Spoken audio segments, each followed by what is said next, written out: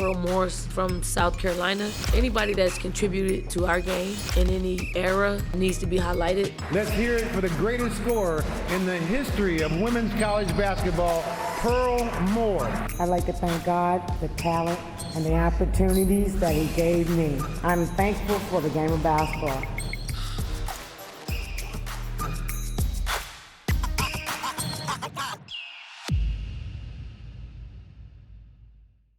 Caitlin Clark has shined the light again back on you. Of course, you were just inducted into the Naismith Hall of Fame just a couple years ago, but now your name is again being said across the country because she has broken the NCAA record. But a lot of fans, of course, are saying, she still has to catch up with the Pearl Moore, who had over 4,000 points. Taking nothing away from Caitlin Clark because, oh my gosh. No.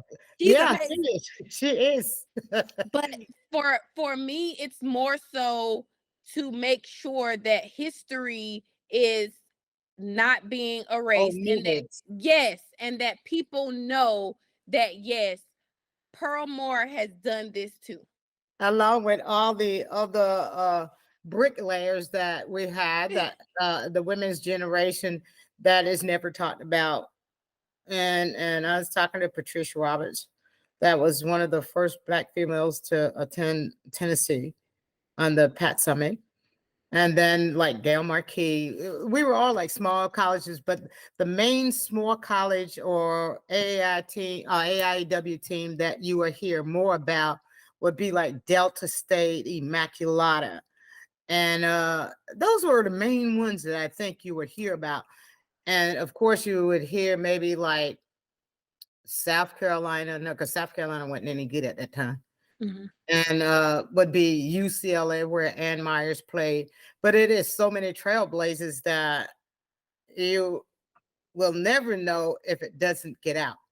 And I guess I should be thankful to Caitlin Clark, but so many other people, girl, this my Facebook page and people sending me this stuff. Mm-hmm. Said, please let this hurry and get over. That they sent on the yesterday. What was the thing before they did the game yesterday? College Game Day. Yeah. Mm-hmm. They talked to Don about this, and the girl with the camera on her phone was saying, I said, well, a friend of mine, Coach Heather Macy, sent that to me.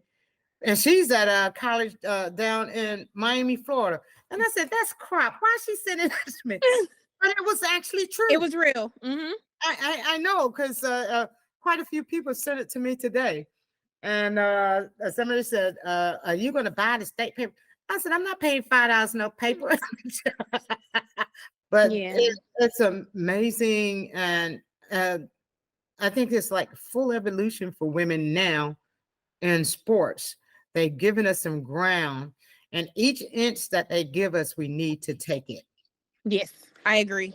100%. And then that brings me to my next question. And then just wanting to know, how much do you follow, I guess, college and professionally?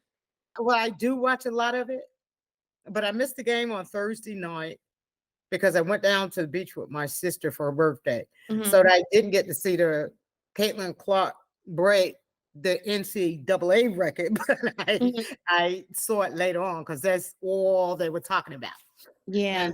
And, well, Sylvia, my coach, I think she called me later that night, and she said she was going to talk to Carol Stiff, which is one of the behind the scenes for ESPN. And Carol Stiff got that out to the ESPN analysis or analysts. Mm-hmm. And I think that's when they started including Lynette Woodard and me. I was just having this conversation with my husband yesterday and was telling him how I wish that I could be in that space, because I'm a stats girl and I'm a history buff. So for me, when things like this happen, it's like you should automatically go and do your research so you could say, well, hey, this person is doing it. yes, Ray, hooray, congratulations to him or her. But this person also did it as well, just to continue to talk about history. Just Hmm. like whenever they do stuff in the NBA, they say, well, LeBron passed such and such, and here's the Hmm. moment when they did it. You should do that for women as well to continue to grow the game. It's all good with me because um, if you Google when I first Google my name on somebody said Google your name, and I said, oh, I didn't know that was in here. So now it'll have all of that other stuff in there as well. A lot of times when we look things up, it says that you started playing basketball in high school. Is there any truth to that, or did you start before then? Where did the love for the game come? Well, it didn't actually start in high school. It started before that. It was just mainly just pick up ball with my brothers and like neighborhood kids. And that's where the interest actually grew. But you know, in the country, we were living in the country, we didn't live that far away from where Wilson High School is now, where they're building that battery plant. It was probably about 3 miles in that wooded area down there. And you had to have some kind of games because my mom and dad were also farmers. So we had to make do with what we had as far as recreation for ourselves. At what point do you think you began to take it serious, or was it someone else who saw it in you and was like, Pearl, you kind of good. You might need to take this a little more serious. I don't think anybody ever saw that it's good. But when I was in junior high school, I think it was at Old Wilson. We had a gym in there, and I think they had a basketball, but just pick it up every now and then. And see, at Williams Middle School, there was no gym. Mhm. I don't think they had basketball courts at the middle school when we were there. And so it was like neighborhood basketball that we played. We had a goal by then. You wasn't shooting in a peach basket or a tire rim with a rubber ball. The ball that I'm talking about is like a tennis ball, but it's rubber completely through. Mhm. And that was what we would use for basketball, nailing the tire rim beside a tree or on the house. And you just got interested. I told somebody the other day, it was like you got a maze of trying to just score it, whether we were calling it scoring Mhm. or not at that age, but just shooting it at that basket on the tree or nailed to the house, whichever one it was. And then the interest of it grew coming into the city. And at the high school, I was nervous, and I guess seeing that I don't like to do interviews, I'm rather shy, and I don't like public speaking. Mm. So I didn't go out for basketball my ninth grade year, and I used to just go ask the coach if I could just shoot the ball at Wilson. This is my ninth grade year. If I could just shoot the ball, and she said, "Yeah." She'd go get it and give it to me. And one day she happened to just stay out there and watched because she had already had tryouts and I didn't go out. And she said, "Well, we're gonna have to have another another tryout." And that's when I made the team. That was my first 3 years of high school with Debbie Martin. Actually, we were talking the other day, and she said, "Is your head too big? Can you get in the garage?" It was just that way with us when she was Yeah. physical ed and a high school coach for the first 3 years.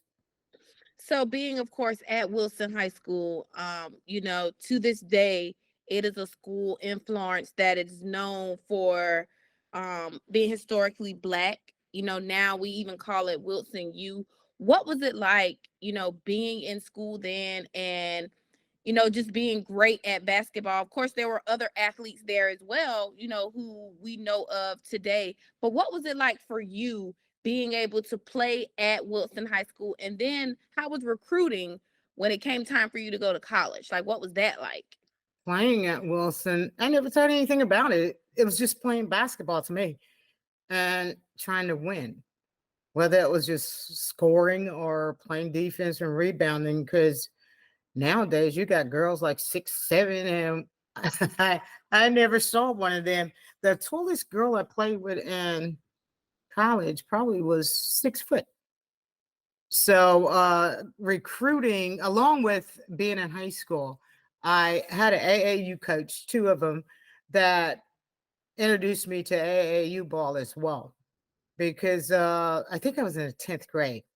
And like I said, I was shy and everything. So they asked me if I wanted to play on the team. And I said no, because they approached me one night after a game. And I told them no. And after a little bit, somebody kind of, I think my coach, Debbie Martin, kind of talked me into, she says, just go ahead and play. You'll probably like it. And of course, I fell in love with playing more because you traveled and stuff. And the coaches treated us good and all that. We would be riding to Kansas City in a van or a couple van, or to New Orleans in a van or a couple of vans. Yeah. It was just a lot more exposure playing AAU basketball as well. But as far as recruiting, back in them days, it wasn't a whole bunch of recruiting because we were AIW. We didn't have that many scholarships or whatever they called it, because being not in the NCAA like the men were, um, we would have to, if you didn't get a scholarship or some Pell Grant money and stuff, you were paying for your college yourself.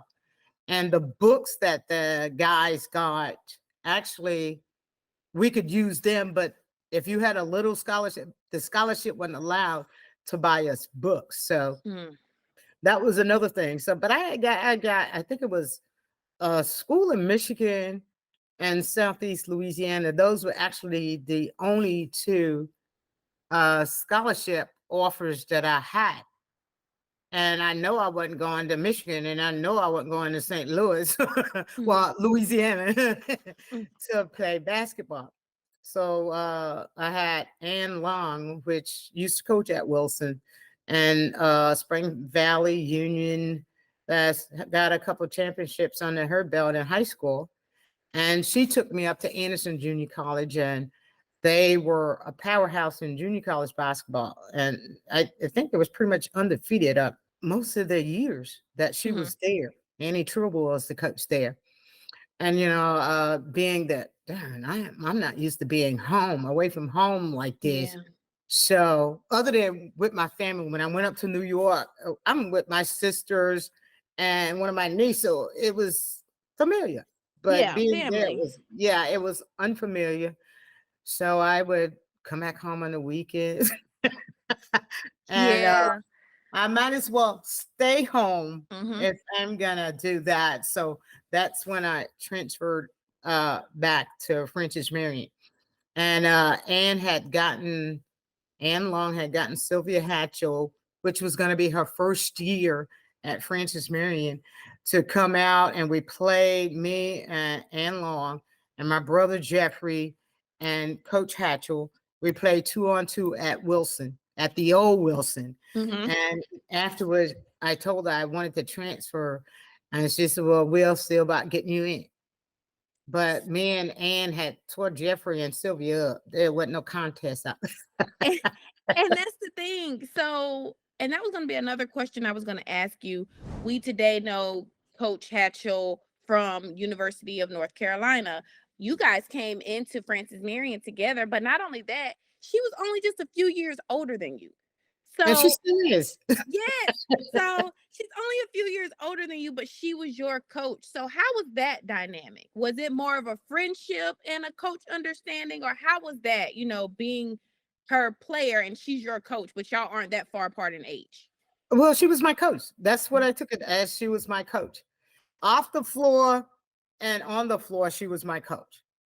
And that's the way we always handle it. Now Mm. she's my coach and my friend. Mhm. When Wilson named the court in your honor, Coach Hatchell came for that, and so many people were so surprised and excited to see her. And I'm sure for you it was like, oh, this is my friend. I'm not surprised that she came here to see this moment and be here for me in this moment. I wasn't surprised. And Ann was also there. Mhm. and Long came down.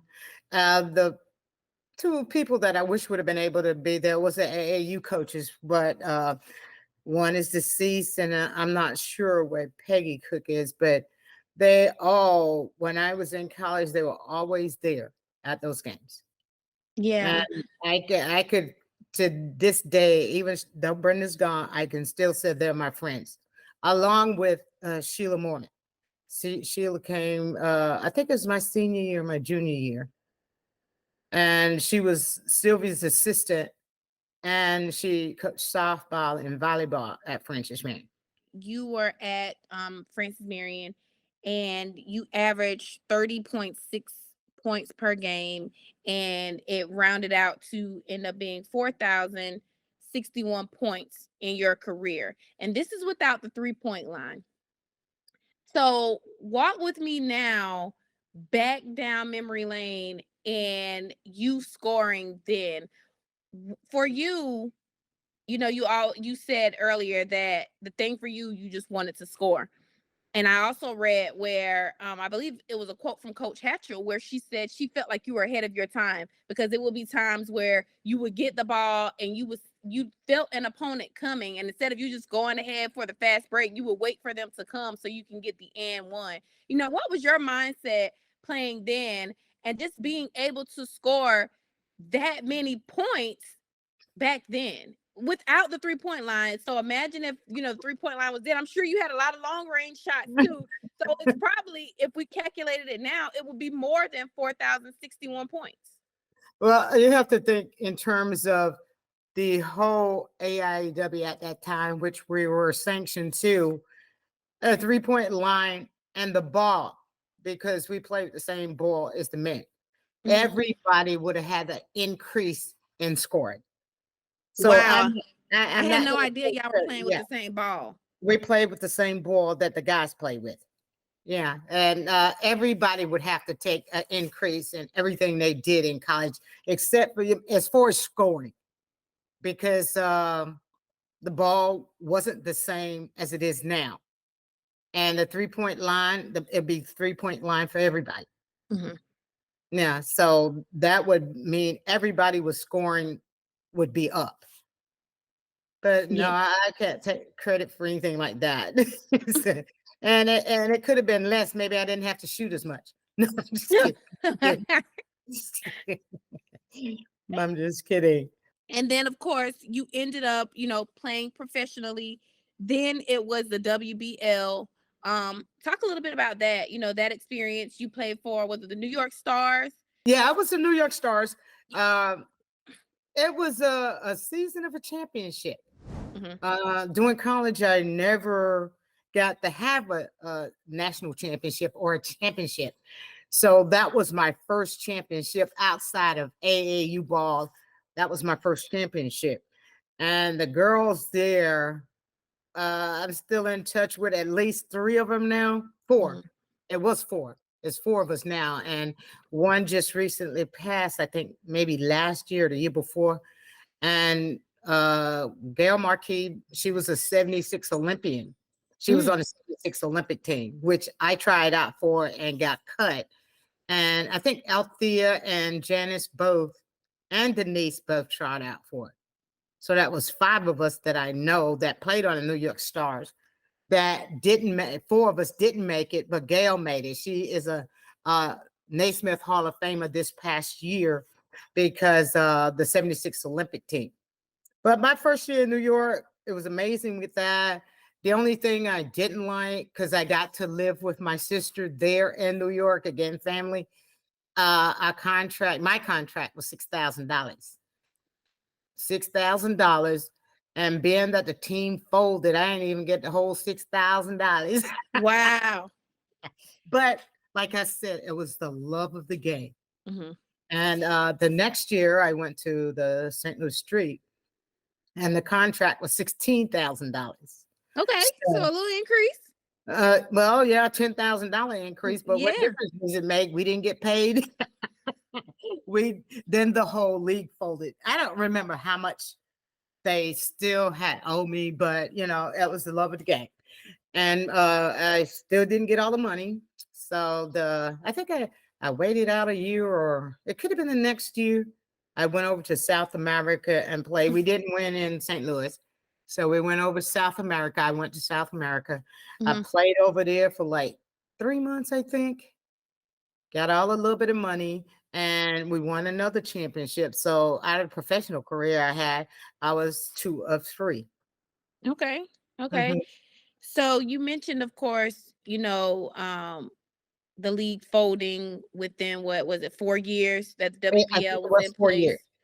How do you feel about the direction that, women's sports are going in? And do you feel like there are things that can still be done to, give more exposure and to give women more? The basketball world is going crazy for women now. Mhm. And I'm happy because you get to see people in the stands, except for at my college, my university. Well, listen, that 44 rebounds might start to get people out there. Well, no, we got to get some people that's from around the area. Brian is from Columbia, but still, but if they don't want to go there, you can't force them. Yeah. So, it's just women's sports is growing leaps and bounds in basketball, leaps and bounds women's soccer, leaps and bounds in tennis, and leaps and bounds in softball. Of course, I know you coached for a bit. Did you ever think of, I guess, maybe coaching longer or coaching, um, you know, more than what you did? Or did you always just want to be able to give back as far as with camps and other things like that? Because I know they say coaching isn't for everybody. Uh, it's not. I assisted Ann at, well, some when she was at Wilson, and then when she went to Union High School, I assisted there. And like you said, coaching is not for everybody. And when I was working at Federal Express in Spartanburg, I was living in Spartanburg, and they asked me, Coach Hatchel asked me if I wanted to be one of her assistants at North Carolina. I said, Coach, I don't think so, because I don't want to be on the road like that all the Hmm. time. And in the women's league, I think we played like 36 games. I think it was like 8 or 10 teams in the league. And that traveling kind of like got to me. I mean, you could be gone for a little while, and then you may not have time to come and sit down good before you have to go recruit again. But coaching in college, I just couldn't do it, and especially now. At the camps I had, people that came out and gave their time. These people worked for nothing. And the only person that actually got paid was Tanya Crevier, who is a friend of mine. And she was a professional ball handler. We Hmm. played against each other in the Women's Basketball League. And she would come. She came down almost every year. And she Yeah. did camp the whole first day. Yeah, I said, you guys don't have to do nothing. Tanya's going to do it for the whole day. So of course we mentioned when they have dedicated and have the court named in your honor. But what about the rec center? When you got that call that they were going to have this rec center and then your name was going to be on there, how did you feel about that? And then two, I'm just wondering as well, because you mentioned that you like being at home because it was family. You're not big on being on the road. So to see your hometown just continue to give you your flowers, how does that make you feel? And I'm alive. Right, exactly. Um, Seriously. it feels good. I was actually still, because my sister-in-law Pat was on city council, and she said, "Pearl, we're trying to get this gym in your name." And I said, "Well, I think she started, because I said, if I ever hit one of them $1 billion lotteries, I'm going to build a gym Hmm. here for the kids to play in." Only thing I kind of regret is my mom and dad wasn't able to see this part Hmm. of their legacy, Yeah. being that I'm their child. And of course, none of it would be feasible if God hadn't humbled me enough to be able to do it. That Naismith Hall of Fame. I remember when because I believe I may have been watching a basketball game when they announced the inductees for that year. And when I saw your name, I immediately run to Twitter and tweeted, Florence Finest, Pearl Moore.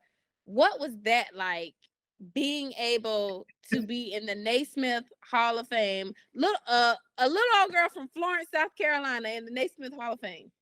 Before that morning, my coach Sylvia, and she was on the Veterans Committee that elected one of the people that elected me in, and she was gonna abstain from voting. Mm-hmm. So we talk like sometimes 3 times a month, 3 or 4 times a month.